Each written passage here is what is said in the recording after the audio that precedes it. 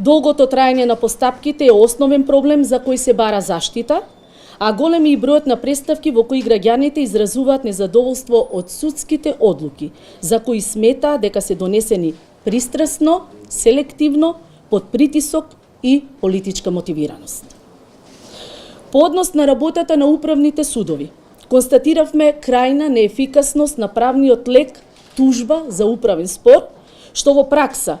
покрај голготата на која се изложуваат граѓаните, со постојано укинување на решенијата и нивно враќање назад, наместо мериторно одлучување, ја доведува во прашање примената на законските норми во корист на владењето на правото, принципот на правда и правичност и почитувањето на човековите права. Во областа на работните односи за околу 60% е зголемен бројот на поднесени преставки од граѓани, кои најчесто бараа заштита поради повреда на правата во постапките за вработување,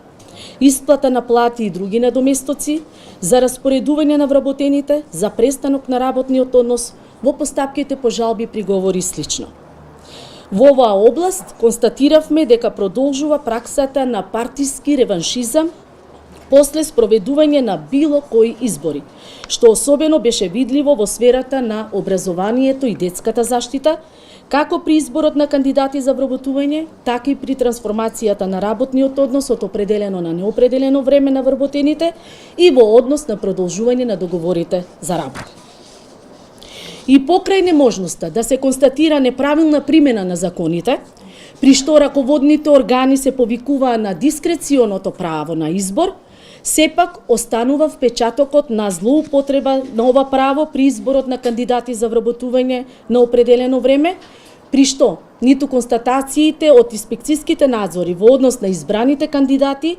не убедија дека на објавените конкурси за вработување се бираат лица со најдобри компетенции. Општа констатација која произлегува од постапувањето во областа казнено-поправни установи и воспитно-поправни установи е дека нема позначителни промени во севкупните услови за сместување во затворите, нити во однос на здравствената заштита, исхраната, хигиенските и санитетските услови. Проблемот со несоодветен стоматолошки третман на лицата во затвор не е решен, а во овој извештаен период особено беше присутен во казнено-поправниот дом Идризово, каде што нема вработен стоматолог. Нема промени ниту во однос на обезбедувањето здравствен и медицински персонал во текот на целиот ден, што резултира со ограничен пристап на осудените и притворените лица до правата од здравствена заштита. Покрај наведеното, проблемот со немањето на документи за лична идентификација на осудените лица беше присутен и оваа година, а истражувањето кое го спроведовме потврди дека е голем бројот на осудени лица кои се примаат на издржување казна затвор, но и на оние кои по истекот на казната се отпуштаат од установата без никаков документ за лична идентификација. Бројот на поднесени преставки од областа на полициски овластувања исто така бележи зголемување. При тоа, најголем број од преставките повторно се однесуваат на непревземањето мерки по кривични и други пријави на граѓаните, непреземањето мерки за заштита на животот, повреди на правата во постапка за остварување на правото на азил и привремена заштита, како и поплаки за тортура и малтретирање во вршење на службата. Во оваа област продолжи незаконското, непрофесионално и некоректно однесување на одредени полициски службеници кон граѓаните и во тој контекст, согласно надлежностите, поднесовме 3 барања за утврдување на казнена одговорност против службено, односно одговорно лице за извршени кривични дела против слободите и правата на граѓаните.